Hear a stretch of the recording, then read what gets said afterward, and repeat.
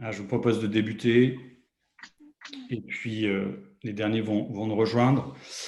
Donc bonsoir, bonjour, enfin selon où vous êtes à tous. C'est la deuxième partie de notre séquence avec Jean-Pierre Chessé sur le guide du survivant en mode crise qu'on avait débuté il y a 15 jours.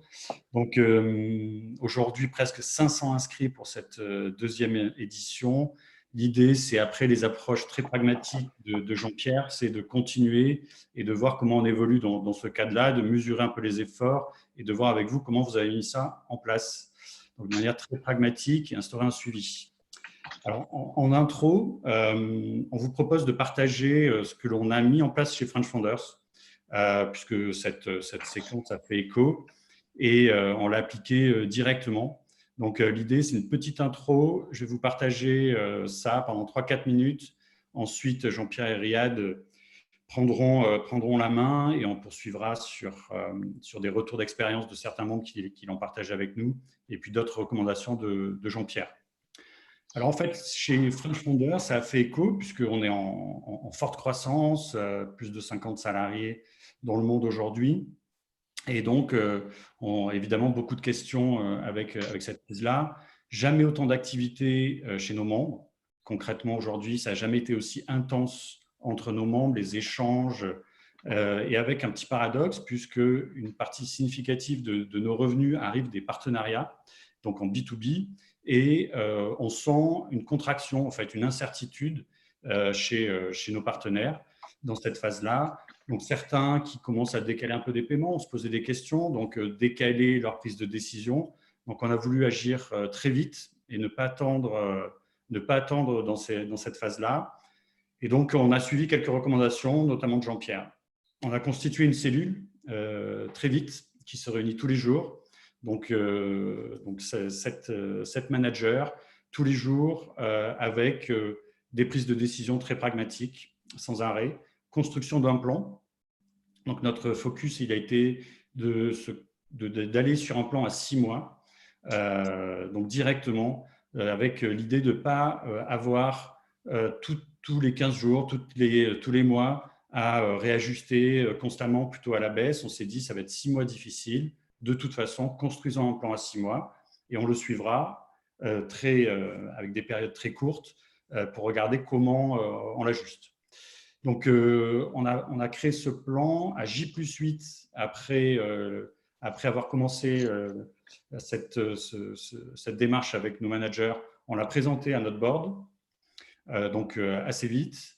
Il a été accueilli plutôt avec responsabilité et en nous soutenant dans ces actions-là. Donc, ce qu'on a voulu dans ce plan, c'est qu'il soit solidaire sur l'ensemble des équipes mondiales, puisqu'on a des équipes qui sont distribuées de partout, Asie, États-Unis, Europe, et donc qui ont des niveaux de maturité par rapport à la crise assez différents, puisqu'en Asie, on sent que ça repart, les États-Unis sont très touchés. Donc, on a voulu vraiment créer un plan qui soit solidaire avec toutes les équipes. Et puis, on a agi très vite, donc transformation du service. Nos événements physiques, on les a transformés avec des live streams, des webinars comme on fait ce soir, mais on a vraiment généralisé ça. Création d'un chat en ligne pour permettre des échanges de bonnes pratiques avec tous les membres globalement. La création de pages, ça date d'hier, donc c'est très, très réactif. On est sur des prises de décision le soir. Le produit le crée le lendemain et 48 heures après, c'est en ligne. On vient de créer des pages dédiées aux hubs locaux. Donc, parce qu'il y a souvent des enjeux de communauté, d'échanges de bonnes pratiques. Donc ça vient de sortir. On l'a lancé hier soir. Ce matin, ça débute. Donc voilà, tout ça, c'est très, très réactif. En parallèle, on a adapté notre offre aussi pour permettre et d'écouter certains certains membres qui voulaient nous rejoindre et qui voyaient le prix comme un frein dans cette situation-là. On a créé une offre paye ce que tu peux aujourd'hui. Et donc, tu choisis, quand tu rejoins le club pendant une période, dans les 2-3 prochains mois, on va voir comment on adapte ça, pour aider quand même et jouer notre rôle de fédérateur et au sein de la communauté, c'est paye ce que tu peux. Donc, vous allez voir, c'est au-dessus de 290 $, mais vous pouvez agir sur le curseur et choisir votre prix qui vous convient le mieux pour aider aussi ceux qui sont dans des situations plus difficiles. On pense à des secteurs qui sont plus touchés, le tourisme, la food, etc. Dépenses, rien n'est renégociable. Donc, Jean-Pierre, on t'a écouté et on a descendu depuis 15 jours l'ensemble de nos coûts et on est allé renégocier avec tout le monde. On est en cours pour certains, mais c'est une évidence. Donc, soit couper des dépenses, soit aller renégocier. Un effort de l'ensemble de la team, puisqu'on est allé proposer des baisses de salaire à l'ensemble des salariés aujourd'hui dans le monde, et avec quelques départs aussi, pour se mettre le plus fit possible pour attaquer la reprise. Donc, ce n'est pas facile, c'est des décisions qui sont difficiles, mais on a eu des très bons échos de la part de l'ensemble des équipes sur la transparence. C'est-à-dire qu'on a affiché nos chiffres, on a affiché le plan, on l'a présenté il y a quelques jours à l'ensemble des équipes de manière transparente. Voilà, quels sont les enjeux, qu'est-ce qu'on a anticipé comme perte et quelle a été notre logique de notre plan. Et enfin, discussion avec nos banques. Donc, on est allé solliciter nos banques, que ce soit aux États-Unis ou en Europe, pour nous accompagner dans ce passage-là.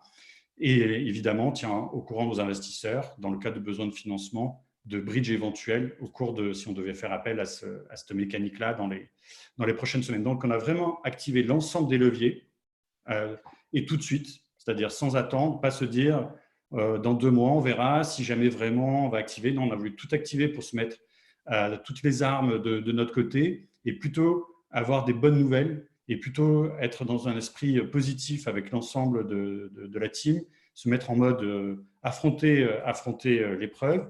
On a beaucoup de signaux positifs de la part de nos membres qui nous font des super feedbacks de ce qu'on est en train de mettre en place. Donc, l'idée, c'est accompagner ça et se relancer encore plus positivement et avoir vraiment en sortie, avoir pu transformer la boîte, aussi bien vers l'externe, améliorer notre offre, la valeur perçue par nos membres, les interactions, qu'en interne. Et donc, on est là-dessus avec toute la team mobilisée.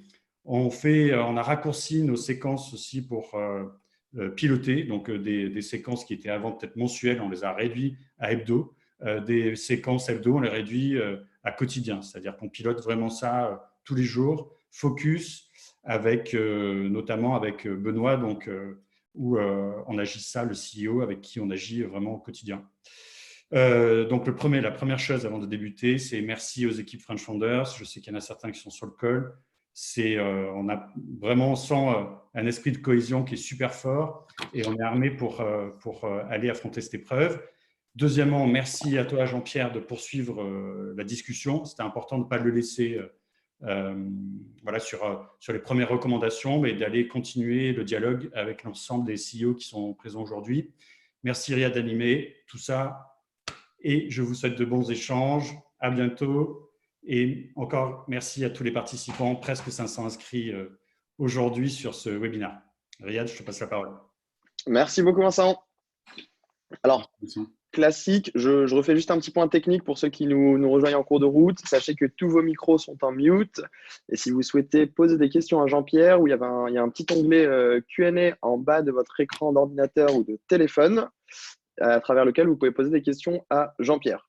Donc, on va rentrer rapidement directement dans le vif du sujet. Donc, il y a maintenant 2 semaines, Jean-Pierre a fait une intervention qui portait notamment sur son retour d'expérience, sur comment il a été confronté et comment il a affronté la crise du SRAS en 2003 et des subprimes en 2008 lorsqu'il était dirigeant de son entreprise. Il a conseillé de mettre en place différentes bonnes pratiques et notamment d'être ultra réactif et agile face à cette crise.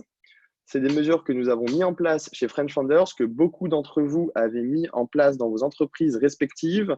Je vous ai envoyé un questionnaire ce week-end sur qu'est-ce qui a été mis en place dans vos entreprises. Vous avez été nombreux à répondre. On a analysé toutes vos réponses avec Jean-Pierre et l'idée de ce webinaire, c'est de continuer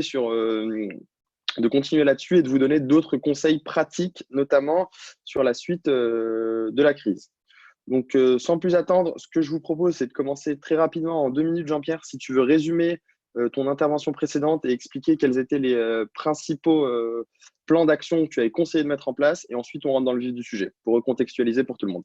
Ce que je te propose, bonjour à tous déjà, et un grand merci pour tous vos messages très positifs reçus. J'espère de tout cœur que ces quelques conseils vous auront aidé.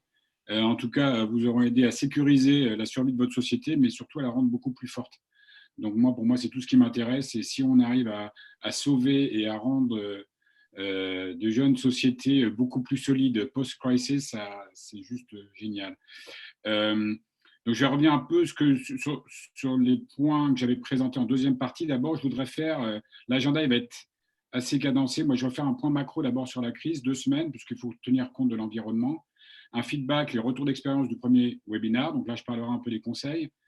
Un Q&A, si vous avez des questions sur les méthodes, sur les pratiques, tous les conseils que vous avez mis en place, heureux d'y répondre. Ça n'a pas dû être facile. Vous avez dû galérer, mais vous avez sans doute découvert des nouvelles ressources en vous. Donc, je suis assez optimiste là-dessus. Et enfin, la prochaine étape, la dernière partie, ça sera un peu construire votre nouvelle société. Je vais essayer d'élaborer là-dessus parce que c'est une opportunité extraordinaire. Un point macro très rapidement.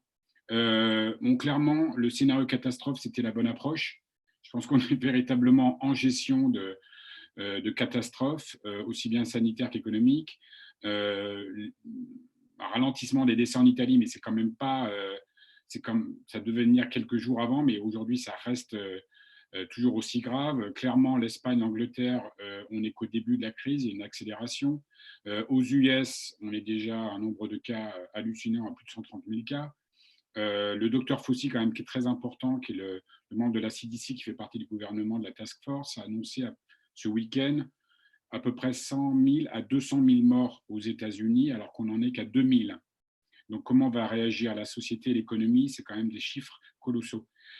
Social distancing a été repoussé à fin avril. On a, je crois que 5 000 magasins ont déjà fermé aux États-Unis, 50 000. 3 millions de nouveaux chômeurs, 2,2 millions en France. 220 000 sociétés ont fait appel au chômage partiel. Bref, c'est un tsunami, c'est du jamais vu.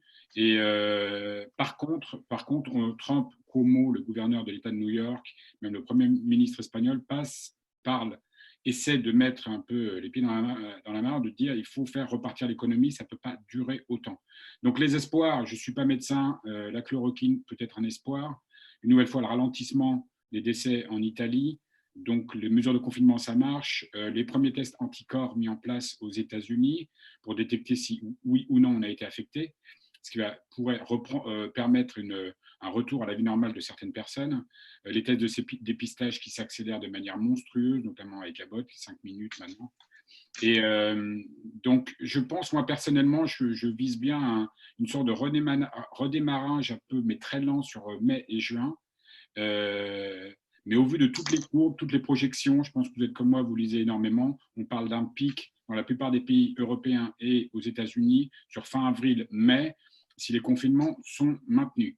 Donc, à noter aussi une très bonne nouvelle par rapport à mon dernier séminaire, c'est la rapidité dans laquelle ont été mis en place les aides gouvernementales, notamment aux États-Unis et en France.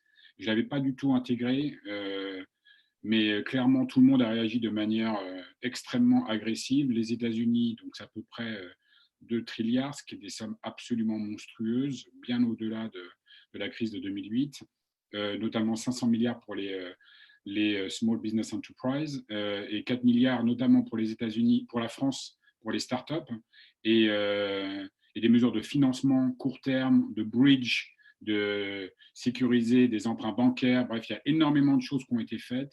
Tout ça est disponible, mais ça, c'est des bonnes nouvelles. Mais quand même, la conclusion globale, après 2 semaines sur le côté macro,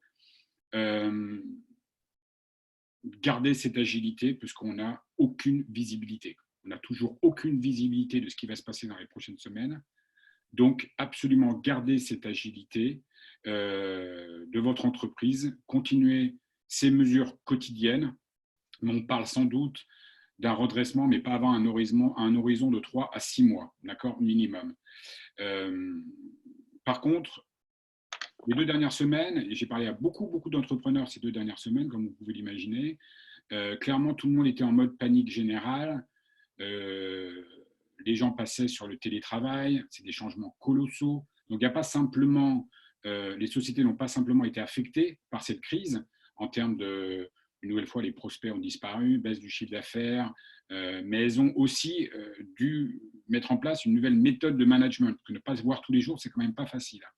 Donc, Ça a été le cas les 2 premières semaines. Je pense qu'en termes de positivité, je pense qu'aujourd'hui, les gens sont à peu près organisés en télétravail. Et donc, moi, j'ai parlé des fondateurs, ils me disent, je ne pouvais rien faire ces 2 dernières semaines, car clairement, tout le monde était en mode panique, opération, télétravail, et ils n'arrivaient pas du tout à gérer. Donc, reparler de sujets business les 2 dernières semaines, c'était impossible. Je pense que ça va devenir possible à partir de cette semaine. Les gens sont assez posés maintenant, ils se sont mis en place, donc on va pouvoir repartir un peu et tout le monde va vouloir refaire du business. Donc, les gens vont être plus pragmatiques et prêts à rediscuter de leur activité. Par contre, clairement, et ça, il faut commencer à l'intégrer, des opportunités vont commencer à se dessiner. Je pense que pour toutes les sociétés qui ont montré extrêmement d'agilité, comme French Founders et bien d'autres, ont mis en place une partie des recommandations. Je pense qu'elles se sont mis en mode d'être capables d'exécuter de manière beaucoup plus efficace, donc potentiellement à s'ouvrir des opportunités de croissance. Donc il va falloir maintenant, alors c'est pas tout de suite, on est encore en mode, on éteint le feu, on essaie de gérer le nouveau plan, mais il va falloir un tout petit peu lever la tête et suivre ce qui se passe dans votre environnement, notamment concurrentiel. Donc, parlons, deuxième étape, feedback et retour d'expérience du premier webinar. Donc, comme tu le disais, Riyad, mon premier webinaire, j'ai surtout insisté sur le profil des CEO, qu'ils soient capitaines à bord, calmes, qu'ils soient sûrs d'eux, qu'ils soient analytiques et courageux et qu'ils prennent des décisions extrêmement rapidement. J'avais aussi insisté sur les premières mesures purement sanitaires, cellules de crise et communication en interne et en externe. Et après, la deuxième série d'actions, c'est d'agir sur les leviers possibles pour sécuriser la survie de votre société, en l'occurrence les revenus, les dépenses, la trésorerie, le financement et l'entraide, la solidarité. Donc, j'avais beaucoup essayé de donner des idées sur ces 4 leviers pour vous permettre d'agir rapidement. Donc, les trois feedbacks qui étaient le plus important pour moi, c'est d'agir extrêmement rapidement, que tout était renégociable et soyez courageux. Vous n'avez pas aujourd'hui vu l'étendue de la crise, il fallait être courageux et rapide. D'accord ? Donc maintenant, je fais un point de globalement, moi, de toutes les sociétés, je suis très, très, très heureux, notamment de mon portefeuille. À peu près toutes les sociétés ont mis en place ce plan pratiquement à la lettre. Donc, toutes les mesures sanitaires ont été mises en place, les cibles de crise, la communication. Les prévisions ont été, bien sûr, refaites. Elles ont conduit malheureusement sur des prises de décision difficiles, couper les coûts, renégocier tous les termes, tous les contrats, allonger le runway. Donc, moi, à peu près en moyenne, tous les runways en 2 semaines ont été allongés de 6 mois. Très bonne communication, et je vais peut-être prendre des notes, puisqu'il y a des fondateurs qui ont eu des très bonnes initiatives. Donc, ils ont très bien communiqué avec leurs clients et leurs investisseurs. En plus, ils ont aussi réussi à lever, alors j'étais très étonné, je prends un exemple absolument dingue, une société en Suisse a quand même réussi à lever en 2 heures. Ils sont quand même efficaces, les Suisses. Donc, une demande à 2 heures, à 4 heures, il avait déjà l'argent sur le compte. Et en France aussi, beaucoup de mes startups dans lesquelles j'ai investi ont réussi déjà à lever auprès de la BPI et auprès de banques privées qui vont être garanties par la BPI. Donc, ça, en moins de 2 semaines, c'est une réactivité extraordinaire. Et certains ont même commencé à envisager un bridge, vu cette communication auprès des investisseurs, pour éventuellement être encore plus fort dans les mois à venir. Les bons exemples, honnêtement, ce dont a parlé Vincent, bravo French Founders, c'est pas facile de prendre des décisions comme ça, c'est pas facile de changer d'un mode offline à online. Donc vous étiez, je crois, à à peu près 50 événements par semaine dans le monde entier. Aujourd'hui, vous faites 100% en webinar, bien vu, bien joué. Vous l'ouvrez à la communauté, c'est très très bien. Donc vous jouez aussi pivot et solidarité. Donc c'est bravo à vous, et j'espère que votre communauté va encore s'élargir. Un très bon exemple aussi d'une société qui a fait un Zoom, une vidéoconférence live avec tous ses investisseurs pour leur annoncer leur nouveau plan, pas simplement le board, mais tous les investisseurs, pour leur annoncer leur nouveau plan. les mesures prises, l'allongement du runway, le pivot nécessaire par rapport à cette crise, car leur métier principal était beaucoup plus affecté par rapport à d'autres opportunités de croissance. Et en fait, il y avait une vingtaine de personnes, et ça c'est la dernière demi-heure, c'était que sur des intros de nouveaux business qui pouvaient. Donc, je trouvais ça extrêmement bien fait. Donc, c'est peut-être une idée à reprendre. J'ai aussi des startups qui ont doublé leur demande de financement. Ils étaient en demande de financement auprès des banques. Ils se sont lâchés. Autant prendre beaucoup d'argent maintenant. Prenez les lignes si vous pouvez les prendre. Ça ne veut pas dire prendre l'argent, mais prenez les lignes. J'ai une startup qui fait des t-shirts qui a intelligemment, alors une chose très importante, c'est il y a des séminaires, comme vous le savez, extrêmement intéressants dans French Founders. Notamment, il y en a un sur Content Square. Content Square, ils suivent toutes les transactions e-commerce dans le monde et ils nous ont donné une analyse précise sur les changements de consommation et de commandes et de trafic en France, en Angleterre et aux États-Unis. Sur cette présentation, j'ai vu que la fashion industry avait chuté de 30 à 40% aux États-Unis, à juste titre. Tout le monde s'est orienté vers la grosserie, du basique, du sport, du gaming, mais aussi de la cosmétique la deuxième semaine.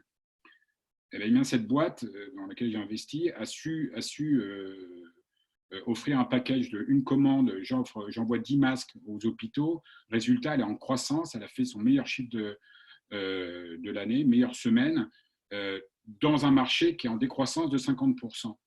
Ces genres de chiffres, collecter ces informations, vous pouvez les communiquer auprès de vos investisseurs. Regardez, j'arrive, malgré des indicateurs et des tendances très négatives, j'arrive à grandir, donc ça montre aussi votre agilité. Donc, collectez des informations dans votre industrie pour pouvoir montrer l'efficacité de vos prises de décision.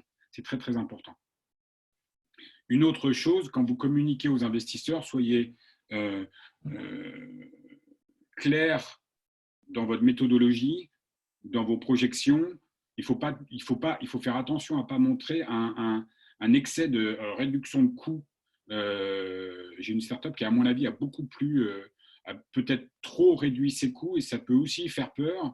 Donc, il faut absolument montrer que vous êtes capable de préserver le business. C'est aussi, il faut faire attention à ça. C'est-à-dire qu'il faut, moi, je suis tout à fait d'accord par la solution qu'a été prise French Founders, se positionner sur 6 mois, faire des efforts tout de suite, quitte à plus tard, si ça se passe mieux, pouvoir inverser les tendances. Et ça, c'est les bonnes décisions à prendre, toujours dans la mesure. Autre feedback très intéressant, j'ai eu comme je vous le disais, j'ai une start-up en France qui a un énorme potentiel par rapport à cette crise. Mais en fait, ils ont essayé d'approcher des clients. Et comme je vous le disais, les 2 premières semaines, tout le monde était en panique. Donc, ce n'est pas la peine d'envisager du business maintenant. Par contre, il faut identifier cette opportunité-là. Et clairement, la crise valide leur business model. Donc, simplement s'adapter à son audience. Vos clients, il faut essayer absolument de savoir dans quel état d'esprit ils sont.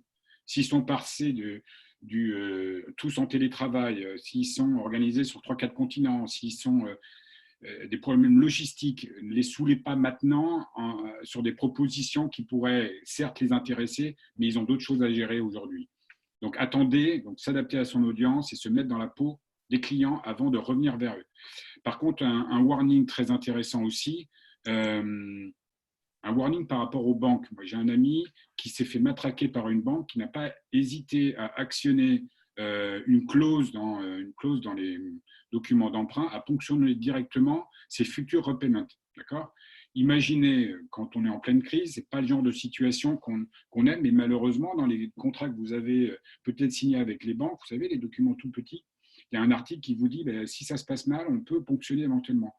Ça arrive. La première réaction, c'est, à juste titre, on peut être extrêmement énervé, surtout quand on a des relations de très long terme avec les banques. Simplement, les banques, elles font aussi leur travail, elles doivent sécuriser malheureusement leur profitabilité. Donc, elles prennent des mesures extrêmes. Alors, la première réaction, c'est de hurler sur votre interlocuteur. Maintenant, mettez votre fierté de côté, d'accord ? Ce n'est pas le moment de faire ça. Au contraire, vous allez le revoir calmement. vous vous calmez et vous dites simplement, voilà, toutes les mesures que j'ai prises, la nature de mes accounts receivable, est-ce que c'est des petites sociétés ou des grosses sociétés, la nature de mon stock, les mesures que j'ai prises en termes de réduction de cost, rassurez-les. Rassurez-les. On met sa fierté de côté, vous allez avoir des interlocuteurs qui vont vous faire mal, vous avez peut-être l'impression qu'on vous met un couteau dans le dos alors que vous n'en avez vraiment pas besoin maintenant. Calmez-vous, on met la fierté de côté et on adresse les problèmes de manière factuelle. Jean-Pierre, le CEO, il reste calme dans ces cas-là. petite question à propos de l'histoire que tu nous racontes avec ton ami qui a été ponctionné directement par la banque. Est-ce qu'il avait assuré une communication constante avec son banquier depuis le début de la crise ou pas? Je ne suis pas sûr, sans doute pas assez, mais je pense qu'ils ont agi extrêmement rapidement, puisque c'est une activité qui est très, très, très impactée par la crise. Donc, ils ont pris peur. Mais je pense que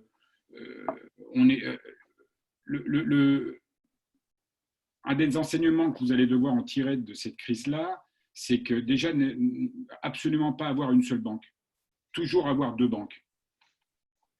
Et deux, demandez-leur de l'argent, surtout quand vous n'en avez pas besoin. C'est du basique, on vous l'a déjà dit, mais demandez de l'argent quand vous n'en avez pas besoin. Après, les termes, malheureusement, les banques doivent se protéger. Mais gardez cette communication, c'est important. Montrez-leur ce que vous êtes en train de faire. Je pense qu'il va prendre les mesures pour beaucoup mieux communiquer. Mais malheureusement, c'est des situations qui peuvent être… là, vous rentrez dans… Je ne vais pas raconter ma propre histoire, mais moi, j'avais une banque… 3-4 mois après avoir mis en place tout mon plan de redressement, 4 mois après, même chose, j'avais 200 000 $ de ligne de crédit. Et au bout de 4 mois, alors que je redressais ma boîte, je mettais toutes les mesures, j'étais la tête dans le guidon, elle m'appelle pour me dire « Monsieur Chessé, merci, vous pouvez nous rembourser les 200 000 $. Je lui ai répondu très gentiment, regardez, ouvrez votre ordinateur, les 200 000 $, mais ils ne sont pas là et j'ai absolument rien sur mon compte. Et donc, ils m'ont proposé de donner ma garantie personnelle, que j'ai absolument refusé. Alors, si on vous met dans une situation comme ça, il y a des règles de vie à avoir, ne pas donner sa garantie personnelle, quoi qu'il arrive. Et après, je ne vais pas raconter toute l'histoire, comment j'ai réussi à les convaincre de me offrir un repayment sur 2 ans, mais il faut être agile, il faut être une nouvelle fois transparent, réactif, mais il faut aussi savoir dire non, quelle que soit la situation. D'accord ? C'est aussi important. Donc, les 2 dernières semaines, vous avez mis, j'espère, une partie de mes conseils en place et vous avez dû découvrir, en tout cas, je suis très heureux que beaucoup d'entrepreneurs ont découvert les choses suivantes. Déjà, vous avez découvert votre capacité à agir, et c'est revenu dans la réponse au questionnaire, et à agir vite pour assurer la survie de votre société en respectant vos employés. Votre capacité de résilience en tant que manager, je pense que c'est quelque chose où vous n'aviez pas… des crises comme ça, on n'en vit qu'une j'espère, par vie d'entrepreneur. Vous avez aussi reçu le support fort de votre premier cercle de partenaires, clients et investisseurs. Et là, vous avez aussi, et tous mes fondateurs le disent, vous avez découvert la constitution, je vous parlais du noyau dur de collaborateurs qui est en train de se former dans des crises comme ça. Et ce n'est pas toujours uniquement la management team, c'est des gens à différentes positions, mais on voit leur sens des responsabilités et ça fait très, très chaud au cœur. Donc, vous avez découvert ça, j'espère, ces 2 dernières semaines. Alors maintenant, donc déjà, c'est une énorme étape par rapport aux 2 semaines précédentes, par rapport à il y a 15 jours. Maintenant, je veux que vous découvriez les points suivants. D'accord ? Déjà que vous êtes devenu un nouveau manager. Et ça, c'est que le début. Et qu'en tant que société, vous allez sans doute pouvoir faire aussi bien, voire mieux qu'avant, avec moins de ressources. Donc, ce qui compte aujourd'hui, ça va être le bottom line, le cash et pas le top line. D'accord ? Mais je suis persuadé que vous allez découvrir que vous allez être capable de faire aussi mieux qu'avant, mais avec moins de ressources. Votre gestion va être plus efficace. Pourquoi ? Parce que vous allez droit au but. Vous n'avez plus 1 minute à perdre. Fini les blablas, d'accord ? Vous allez vite. Vous allez droit au but en parlant avec vos collaborateurs, à vos interlocuteurs, vos clients, vos investisseurs. Réfléchissez. Avant, ce n'était pas souvent le cas. Vous étiez très diplomate, mais vous mettiez beaucoup de forme. Là, vous allez droit au but tout en respectant vos interlocuteurs, mais ça vous permet d'être beaucoup plus efficace. Jean-Pierre, oui. Toi, c'était ton cas avant la crise? Mais alors ça, mais il y a une terminologie que j'adore en anglais, c'est candid dialogue. Donc, candid dialogue en anglais, ça veut dire être un peu brut de décoffrage avec tous vos interlocuteurs. Ça transforme complètement la société. Vous n'avez plus de temps à perdre. Vous avez déjà expliqué que tout ce que vous faisiez en tant que patron et CEO, c'était pour la survie et le bien de la société.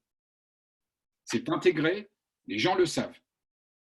Maintenant, quand vous ouvrez la bouche, d'accord, c'est pour soit faire parler et écouter, mais soit aller directement au but. Vous n'avez plus à mettre énormément de formes. Vous restez respectueux, vous êtes candid, d'accord, mais vous allez droit au but. Et ça se passe, j'en parlerai un peu plus tard sur la nouvelle société, mais c'est vraiment ce que j'adore après ce que j'ai mis en place post-crisis, c'est vous partez du principe quand vous faites un one-on-one avec un manager, vous le faites de manière trimestrielle ou annuelle. Dites-vous bien que vous devez passer 50 minutes sur 1 heure à parler ensemble des choses, des points d'amélioration. Sur son style, façon de manager, ses process, la façon dont il parle à ses collaborateurs, son organisation personnelle, son temps. Et vous passez simplement 10 minutes, les 10 premières minutes, pour lui dire que c'est vraiment quelqu'un de super bien. Mais il faut qu'il sorte d'une 1 heure de discussion en se disant, je viens de passer 1 heure là, effectivement, il me fait confiance, c'est génial, mais effectivement, je peux m'améliorer sur tous ces points-là. Vous êtes candide. Vous êtes candide et vous leur donnez du feedback efficace. Un one-on-one avec entre un CEO et des managers où vous sortez 1 heure d'éloge, bravo, c'est super, j'adore ce que tu fais, mais excusez-moi, c'est une perte de temps totale. Totale. Ça ne sert à rien pour la société. D'accord? Donc après, vous vous mettez en mode constant improvement. En permanence, comment je peux devenir beaucoup plus efficace dans ma gestion des hommes, dans la gestion de mon temps, dans la gestion de ma société. D'accord? Donc, tous ces critères-là, vous avez déjà découvert en mettant toutes ces mesures en place les 2 dernières semaines, une nouvelle énergie, une nouvelle dynamique. Maintenant, vous allez devoir découvrir dans les semaines qui vont venir une nouvelle société. Vous êtes en train de mettre en place une nouvelle société. Alors, avant de répondre à des questions, si vous en avez, allez-y. Je pense que c'est très important de valoriser de manière très, très forte ce vécu-là. Parce que c'est aujourd'hui, ça va décupler la puissance de votre société. Vous allez me dire, ce mec est fou, mais vous vivez quelque chose vous avez extrêmement de chance de vivre ce que vous avez vécu les 2 dernières semaines. Moi, je me bats, vous pouvez aller sur mon site, je me bats parce que depuis plusieurs années, depuis que j'ai fini ma période d'entrepreneur et je suis devenu investisseur, de sensibiliser tous les fondateurs de sociétés, notamment les start-upers qui ont souvent énormément d'accès aux capitaux. Souvent, c'est la première société qui monte. Ils sont dans un mode, c'est un peu the right race. Tu connais, c'est la course en permanence. Tu sais, il faut faire la course pour lever des fonds, il faut recruter, il faut grandir, etc. Et cette rat race est extrêmement destructive de valeur. Puisque généralement, des gens, et vu les capitaux disponibles, lèvent énormément d'argent. Malheureusement, comme ils n'ont pas connu de crise, ils gaspillent énormément dans leur expansion. Et donc, ce que vous vivez aujourd'hui va vous permettre demain d'être beaucoup, beaucoup, beaucoup plus efficace dans votre méthode de management. Et je vais en parler un peu plus tard. Est-ce qu'il y a des questions? Et moi, j'aimerais bien savoir par rapport notamment sur les choses, sur les points mis en place, si vous avez suivi certaines de mes recommandations, est-ce que vous avez eu des challenges particuliers? J'ai beaucoup entendu, par exemple, des challenges, notamment des sociétés qui sont présentes sur plusieurs pays. les législations n'étant pas les mêmes, comment s'adapter, comment tenir compte des sensibilités, des cultures locales. Je pense que dans ces cas-là, il faut quand même jouer la carte société, unicité des prises de décision et qui s'applique à tout le monde. On ne peut pas traiter des gens de différentes façons suivant leur pays. C'est bancal, c'est injuste. Après, il va y avoir des protections différentes pour certains des pays, mais je pense qu'en tant qu'employé, vous faites avant tout partie d'une société. Et cette société, elle doit avoir une gestion cohérente de toute son équipe. Et donc, tout le monde fait des efforts équivalents. Et je pense que c'est une nouvelle fois extrêmement important dans la cohésion que vous allez mettre en place. Au niveau des questions, j'insiste puisqu'il y a beaucoup de participants qui lèvent la main. Il va falloir poser vos questions dans l'espace Q&A. Charlotte, Claudio, etc. Vous avez un petit onglet en bas de l'écran qui vous permet de poser vos questions et on les prendra au fil de l'eau. Alors, je vois les US semblent être beaucoup plus affectés. Jusqu'à quel point peut-on se méfier des chiffres chinois? Moi, je fais complètement confiance aux chiffres chinois. Sérieusement, je pense que la Chine est véritablement passée à travers, pas passée à travers, pardon, a su très très bien gérer cette crise. Il se redresse. Il y a beaucoup une nouvelle fois, comme j'en avais parlé au premier webinaire, ils ont tout simplement vécu ce genre de crise bien avant. Et donc, ils ont pris des mesures radicales. C'est un pays totalitaire. Ça ne passe pas via le Congrès, mais ils ont pris des décisions extrêmement rapidement, très coercitives, mais qui ont porté leurs fruits. Donc, moi, je fais confiance aux chiffres chinois et je pense que l'économie va redémarrer. Par contre, elle va bien évidemment être considérablement affectée par le ralentissement de l'Europe et des États-Unis. Jean-Pierre, tu as une question, de Maxime qui te dit chez nous, on hésite beaucoup sur la bottom-up approach ou top-down approach sur les efforts financiers des équipes. Donc, en gros, dilemme, est-ce qu'il faut protéger les personnes à forte valeur ajoutée ou sauver un maximum d'employés? C'est extrêmement difficile de répondre à cette question. Ça dépend de la structure de vos employés. Évidemment, si vous avez des personnes qui ont un travail plus de manutention ou moins payé, c'est très difficile de demander à ces personnes-là de faire de nouveaux efforts de réduction de salaire. Les personnes, le management, les cadres, c'est plus facile. Quelque part, il y a une implication qui est plus forte.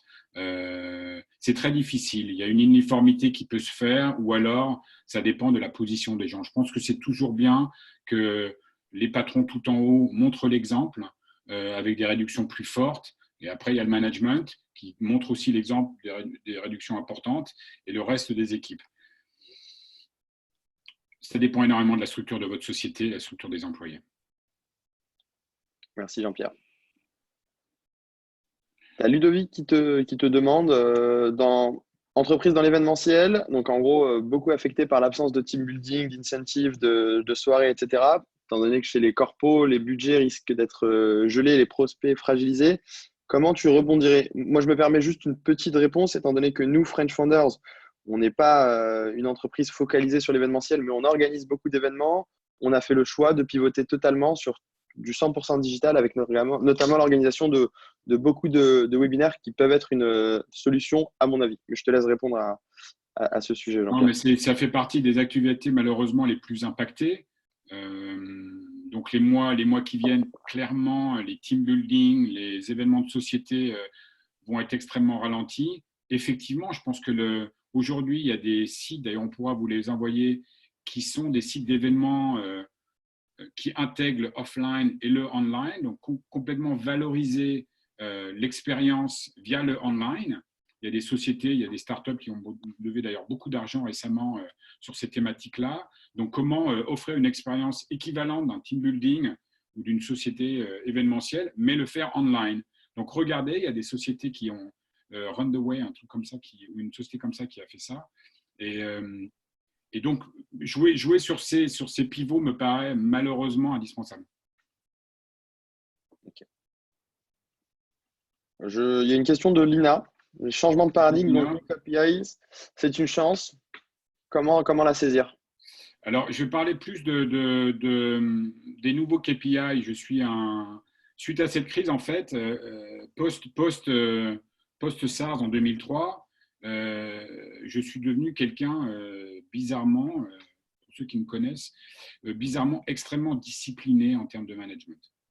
Et donc, j'ai voulu avoir une visibilité permanente de l'évolution de la société, quotidien, hebdomadaire, mensuel. Je suis devenu un fanatique des KPI, aussi bien qualitatifs que quantitatifs. On peut faire des KPI qualitatifs, pardon. Et donc, l'évolution dans toute société, c'est le moment de revoir complètement la grille de KPI, puisqu'on va beaucoup plus monitorer la gestion des prospects potentiels, la gestion du stock, puisqu'il va y avoir des sujets très importants, un gros focus notamment sur le online, donc toutes les sociétés qui avaient deux activités offline, online, bien évidemment, l'online va devenir beaucoup plus important, donc les KPI qui devaient peut-être être des KPI de l'équipe marketing vont devenir des KPI de management, sur tout ce qui est optimisation du CAC et des investissements online. Donc, il faut justement, ça fait partie de l'adaptation, il faut passer d'un fonctionnement normal pour revoir complètement son système de suivi quotidien et hebdomadaire des performances, donc des KPI. Ok. Jean-Pierre, tu as parlé de tes participations qui avaient fait une erreur en allant trop vite sur la capacité, enfin sur les opportunités qui se sont présentées sous la Kaizen. C'était quel type d'erreur et quels impacts potentiels pour ce type de société? Elles n'ont pas été trop vite. C'est-à-dire que c'est une société qui est déjà assez lean, mais elle a voulu, à juste titre, parce que normalement, l'impact sur son activité était assez importante. Donc, elle a dû, une nouvelle fois, passer des gens en temporaire et en chômage partiel. Simplement, elle a fait une super promotion. Donc, ils se sont très bien développés et ils ont réussi à compenser la crise par une agilité managériale. Il faut simplement montrer que vous êtes responsable, vous adaptez votre société, mais il ne faut pas la faire trop lean non plus, quoi. Et donc, il faut quand même garder cette conviction auprès des fondateurs que vous êtes quand même amené à gérer et à conserver ou à vous retourner très rapidement. Très important. Okay. Merci Jean-Pierre. Donc, une question qui est pour une entreprise de service, quelle est la meilleure approche pour contacter des prospects B2B et faut-il le faire en ce moment? Je pense que oui, maintenant, il faut y aller. Hein. Après les 2 semaines? Je pense que les semaines, maintenant, après les 2 semaines, c'est le moment d'y aller.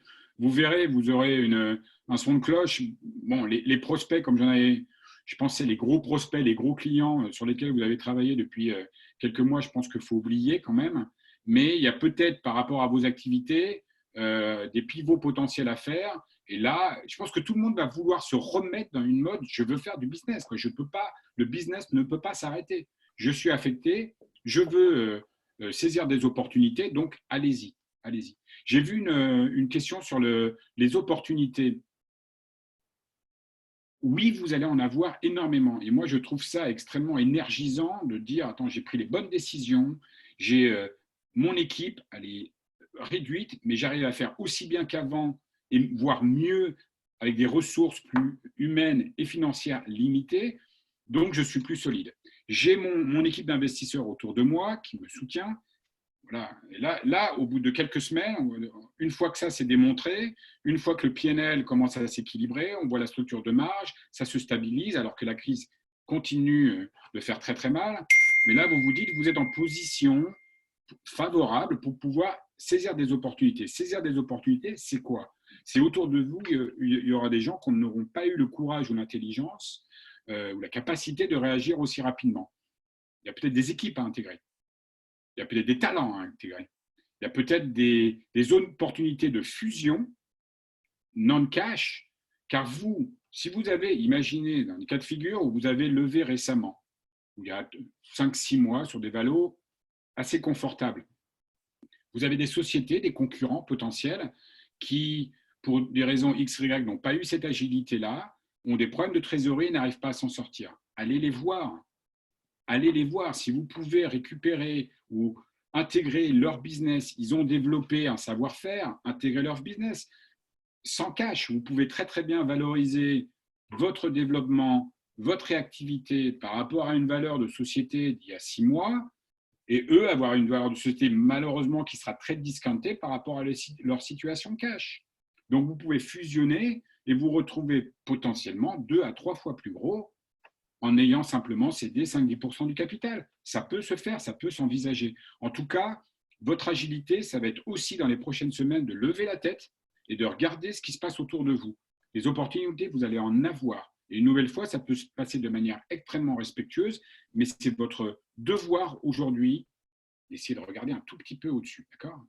Qu'est-ce qui se passe dans votre environnement et comment potentiellement leverager sur vos bonnes décisions des dernières semaines. Donc, en gros, croissance externe à venir pour certaines entreprises. Tu conseilles de regarder dès maintenant les opportunités ou rester focalisé sur jamais trop tôt. Je pense que la priorité, ça arrive quand même de mettre en place et de mettre en place le plan de restructuration et d'abord sécuriser, comme quoi il ne va pas y avoir de worst case scénario. C'est-à-dire que je pense que vous avez mis en mode, il faut se mettre en mode lean. Maintenant, il faut délivrer. Il faut délivrer pour qu'il n'y ait pas encore une mauvaise surprise dans 3-4 mois. Donc, il faut absolument, une fois que vous sentez que ça, c'est mis en place, la crise est bien gérée, entre guillemets, là, moi, je pense que c'est vraiment le moment de regarder des opportunités d'expansion, tout à fait. Hein. OK. Et pour ce qui est à l'inverse, là, on parle d'entreprises plutôt en croissance. Pour ce qui va être les personnes qui ont entrepris une démarche de création d'entreprise dans les mois précédant la crise, est-ce qu'elles doivent temporiser ou elles continuent leur démarche? Ça dépend du niveau de trésorerie. Hein. Ça dépend du niveau de trésorerie. S'il y a quelques mois, c'est quand même assez compliqué. Je mettrais plutôt tout en veille. Réduire. Une nouvelle fois, il ne faut pas se dire si je disparais ou si je fais le mort pendant 2 mois, c'est la fin du monde. Non, ce n'est pas la fin du monde puisque tout le monde va faire le mort pendant 2 mois pratiquement. Donc vous vous mettez en pause, c'est pas grave, et vous revenez dans 3 mois, personne ne le réalisera, pas grand monde, surtout vous êtes au début de la société. Moi, je mettrai le développement en pause. Ok, top. On peut continuer à prendre les questions, Jean-Pierre, et sinon, tu parlais de nouvelles techniques de management. Alors, que tu veux peut-être… Voilà, alors moi il reste que 10 minutes, j'aimerais malheureusement, je vais utiliser un peu moi ce qui m'est arrivé, donc la crise, et comment j'ai transformé ça dans les années suivantes. Donc j'ai un conseil, maintenant c'est la dernière étape, suite aux questions-réponses, c'est votre nouvelle société.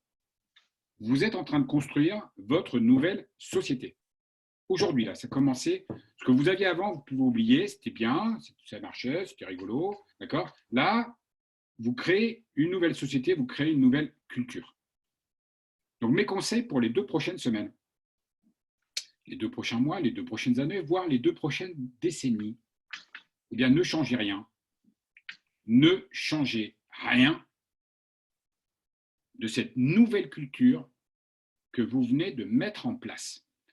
Cette urgence-là que vous vivez, c'est un véritablement tremblement de terre, c'est un tsunami, c'est du jamais vu, c'est inquiétant et effrayant les premières journées, et tout d'un coup, c'est aussi extrêmement énergisant. J'ai des CEO qui me disent, attends, je suis au front, je me positionne en tant que leader, il y a une adrénaline incroyable qui est en train de se dégager chez certaines personnes, une envie de se battre, d'affronter ces nouveaux challenges avec des collègues qui vous inspirent, qui vous donnent encore plus envie de vous surpasser. Vous n'êtes plus tout seul, vous avez un noyau dur, et donc là, vous développez une nouvelle énergie. Mais je suis heureux de vous présenter votre nouvelle culture de société. Voilà. Ce que vous venez de vivre les 2 dernières semaines, ça va être notre nouvelle culture. Et ça, il va falloir le préserver dans les années à venir.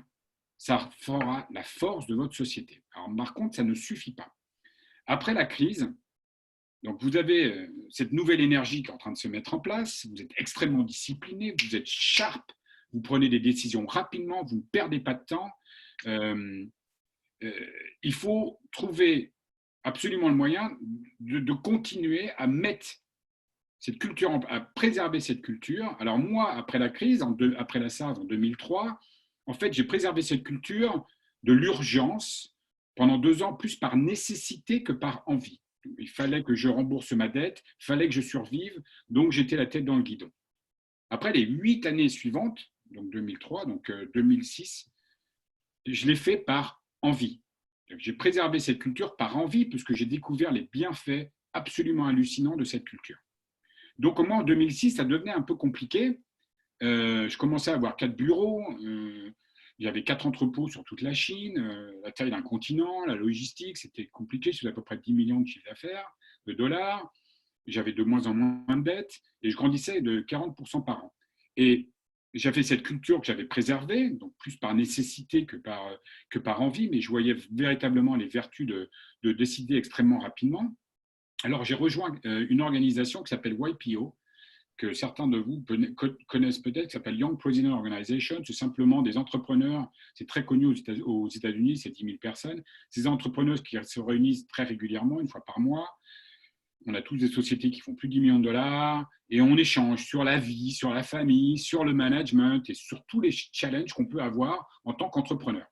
Pourquoi je parle de ça? Parce qu'il y a un moment là, quand vous avez vécu des émotions comme ça, où vous avez réussi à redresser la société, il y a un moment, il faut prendre du recul sur ce que vous êtes et l'état de votre société.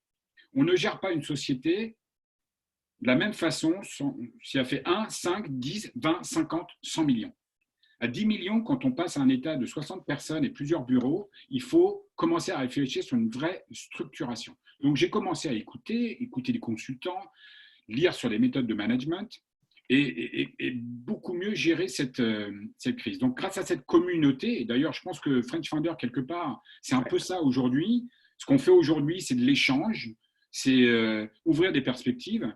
Donc, moi, grâce à cette communauté, en fait, j'ai alors combiné 2 énormes actifs qui ont complètement métamorphosé ma société.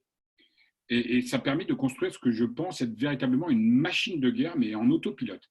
Donc, j'ai combiné cette culture de la crise, cette culture de l'urgence, de la décision rapide, ce pace qui fait que vous devez toute l'équipe doit savoir qu'il faut aller vite, il faut être efficace et extrêmement lean. Donc, j'ai combiné ça, qui est complètement hérité de la SARS, et après, j'ai mis en place des méthodes de management extrêmement précises.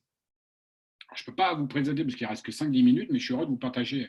Mais ça m'a permis, pour vous donner un ordre d'idée, c'est un truc assez hallucinant. Donc en 2006, donc, je fais mes 10 millions, voilà, j'ai à peu près 50 employés, 100% de la boîte, j'ai plus de dettes.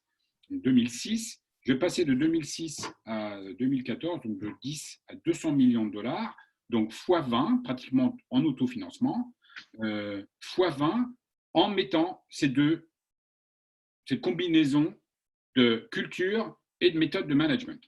Là où c'est un peu plus hallucinant, c'est que les 5 dernières années, donc quand je suis passé de 10 à 200 millions, pour des raisons complètement personnelles,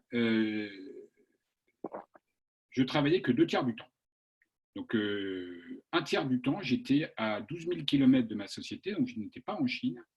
J'étais à 12 heures de décalage, et donc je ne travaillais pas du tout. Donc, en gros, j'étais en vacances, mais vraiment vacances, 4 mois sur 12. Et je recrutais à peu près 100 personnes par an. Et tout ça, j'ai pu le faire grâce à la mise en place de méthodes de management. Et là, j'utilisais un truc, j'utilise mes enfants, mais j'ai kiffé, mais grave. J'ai kiffé, mais grave. J'ai adoré cette période. Cette période de passage de 10 à 200 millions.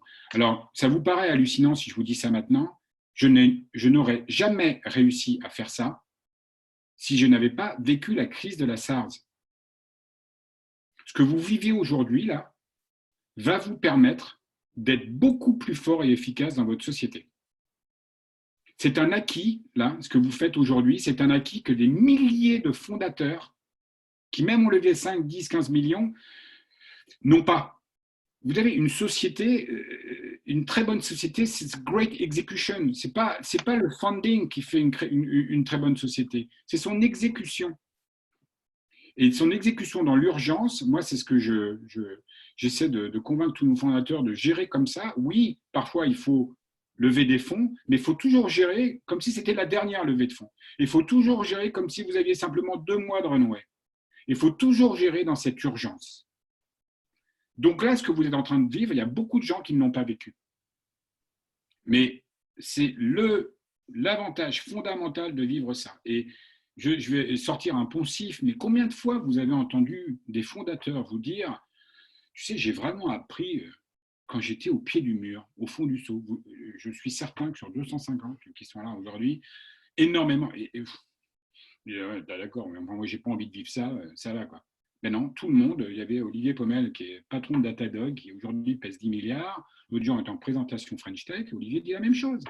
J'ai appris quand je n'avais plus de cash. Et donc ça, là, ce que vous vivez, vous avez la chance de le vivre. Je suis désolé, mais il faut positiver. Je suis peut-être de nature positive, mais réaliste. Vous mettez en place des méthodes et une culture qui vont énormément vous servir sur les prochains mois. D'accord ? Donc c'est très important. Et en plus, si vous ajoutez ce component de méthode, et je vais en parler la prochaine fois, puisque ça dure un peu plus longtemps, mais vous mettez ces 2 éléments ensemble, d'accord ? Et là, vous créez une machine de guerre qui peut grandir pratiquement en autopilote. Et c'est juste passionnant, puisque vous découvrez tout d'un coup les besoins de visibilité quotidienne, les besoins de tous les jours, que vous ayez 4, 5 bureaux, tous les jours, vous faites un quick call de 15 minutes avec toutes vos équipes, en vidéoconférence. Et tous vos bureaux vous parlent de ce qui s'est passé la veille. Je peux vous dire que la première fois que j'ai mis ça en place, il y avait 10 personnes autour. Qu'est-ce qui nous emmerde avec ces daily calls, stand-up, donc on était tous debout, etc. Mais quand vous commencez à grandir, il faut rester unis. Et c'est l'une des méthodes, et pendant 6 ans à peu près, tous les jours, 9h15, 9h30, vidéoconférence avec tous les bureaux, et tout le monde parle de ce qui s'est passé dans chaque bureau la veille. Et vous mettez des KPI en place, et tout le monde vous dit, voilà, les ventes, les livraisons, les ceci, et cela, et cela vous permet justement d'aligner et de créer ce pace.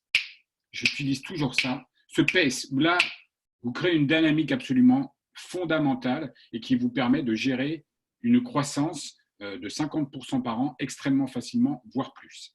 Donc ça, c'est une méthode, je veux bien vous en parler après, parce que c'est structuré via des meetings, via un style de management, avec des personnes, avec vos hommes clés, personnes clés, vos femmes clés, vos managers clés. Moi, j'avais globalement, sur les 8 mois où je travaillais sur 12, en fait, je passais 70-80% de mon temps à la mise en place et au respect de ces méthodes. Et donc, je suis devenu extrêmement discipliné. Mais une horloge suisse. Je n'ai pas loupé un meeting, je n'arrivais jamais en retard, 5 minutes de retard pour un meeting hebdomadaire ou mensuel, une horloge suisse. Et quand vous êtes une horloge suisse avec une équipe qui grandit de 50, 100, 200, 300, 400, vous êtes un peu le repère, la colonne vertébrale. Tout le monde sait comment il faut manager dans cette boîte. Et donc là, vous dégagez des opportunités colossales de croissance parce que vous savez que votre société, même quand vous n'êtes pas là, fonctionne parfaitement bien. Je clôture là-dessus. Si vous voulez, je suis disponible pour vous expliquer ces méthodes de management. Mais j'ai rien inventé. Je veux vraiment dire, j'ai rien inventé. J'ai simplement mis en place des bouquins qui m'ont rendu extrêmement beaucoup service. Je les ai adaptés à ma société et ça marchait. J'ai eu beaucoup de chance. Donc, si je peux le faire, vous pouvez le faire. Voilà. Alors, il y a beaucoup de personnes qui nous posent la question à quand un webinaire sur les méthodes de management by Jean-Pierre Chessé. On va le mettre en place. On va essayer Moi, j'adore parler de ça parce que c'est tellement, c'est un peu jouissif, mais c'est jouissif quand vous créez quelque chose, vous mettez quelque chose qui fonctionne quand vous n'êtes pas là et tout le monde est sensibilité, intéressé. Il y a un alignement parfait entre la rentabilité de la société et l'intérêt de chacune des personnes. C'est juste phénoménal. D'ailleurs, à ce sujet, Jean-Pierre, je prends quand même 2 petites questions. La première, c'est à combien de personnes tu organises ce stand-up meeting journalier? À la fin, on était 200. Mais au début, à partir de combien? Tout le monde, tous les gens impliqués dans la vente, dans les finances, tout. Nous, on avait une grande salle de réunion à Shanghai. On devait être 60-80 personnes, pratiquement 70% du bureau. Et donc, tout le monde arrive en café, ça commence à 9h15, pas 9h16 ni 9h17, ça commence à 9h15. Tout le monde est en vidéoconférence, les différents bureaux sont en vidéoconférence, et ça se termine à 9h30. Et on ne discute pas, il n'y a pas de discussion, il n'y a pas de questions posées, ça dure 15 minutes. Point. Et donc ça, cette dynamique, je peux vous dire qu'à la fin, mais tout le monde était là. Tout le monde voulait savoir, on était à quel pourcentage de la réalisation de l'objectif hebdomadaire et mensuel, tout le monde voulait le savoir, tout le monde était aligné. Et donc ça, imaginez cette dynamique qui tout d'un coup se transforme sur 30-40 personnes à 500-600 personnes, c'est juste génial. T'es d'accord pour envoyer aussi quelques noms de bouquins de management, Jean-Pierre? Ouais, j'en ai deux, je vous les envoie avec plaisir. Top. Bah, ok. Et autre question, ta méthode on a pivoté forcément sur ta méthode de management parce que tout le monde est intrigué par cette méthode. Est-ce qu'elle n'est pas, enfin, elle est pas épuisante pour les employés au long terme? Tu rigoles, elle est énergisante. Elle est terriblement énergisante. Moi, je ne demande pas aux gens de travailler plus que… Je veux dire, une autre chose dont j'ai découvert, ce n'est pas la quantité de travail qui compte, c'est la qualité de travail qui compte. C'est-à-dire qu'aussi bien vous que vos collaborateurs, vos managers, d'accord, vous ne devez pas être vous savez, tout le monde doit être dans le même bateau, mais vous devez travailler de 8h30, 9h jusqu'à 6h. Moi, quand je chopais des gens à 7-8h ou des managers qui étaient encore là à 8-9h du soir, attends, qu'est-ce que tu fais là? Si toi, tu bosses et que tes collaborateurs partent à 5h30, 6h, il y a un problème.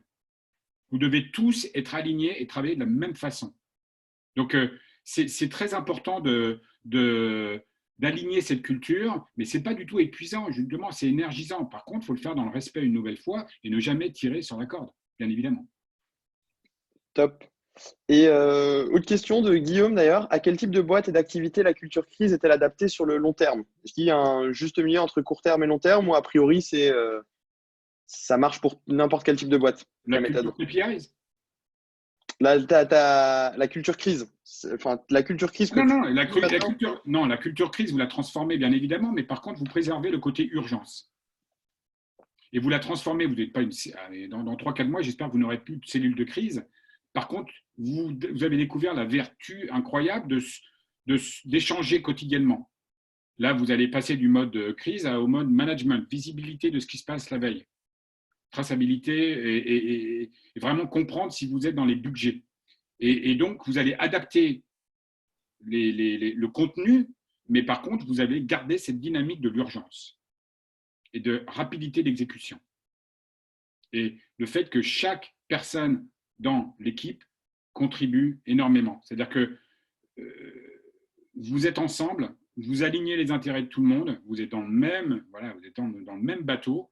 Et donc là, par contre, quand vous gérez dans la crise, et ça, bien évidemment, c'est la suite, c'est si vous arrivez à turn around, vous redévelopper et passer en mode croissance, là, il faut la récompenser des gens aussi qui ont fait des efforts, bien évidemment, mais vous allez continuer à avoir des structures lean. Vous n'allez pas dépenser à tout va parce que vous avez vécu une crise sans précédent. Top. Eh bien, écoutez, on a dépassé de 4 minutes le temps imparti. On vous promet qu'on va mettre en place on s'appelle juste après Jean-Pierre, mais on va mettre en place un webinaire sur les méthodes de management qui ont été développées, qui ont été expérimentées par Jean-Pierre Chessé et peaufinées à sa manière. Et on vous dit à très vite avec tous les prochains webinaires qu'on organise chez French Founders. Jean-Pierre, restez fort, vous vivez un truc exceptionnel, vous allez vous en sortir et ça va rendre vos sociétés beaucoup plus fortes et efficaces, je vous le promets. encore merci Jean-Pierre. Tu remarqueras dans le feed que tu as énormément de compliments à ce sujet. On a vraiment l'impression que c'est bénéfique à tout le monde et que potentiellement certaines boîtes, sans prétention et en toute modestie, tu auras peut-être participé au sauvetage de certaines boîtes. Donc on va continuer ce type de webinaire et à vue d'œil, je pense qu'on peut se dire rendez-vous dans 2 semaines sur les méthodes de management de Jean-Pierre Chessé.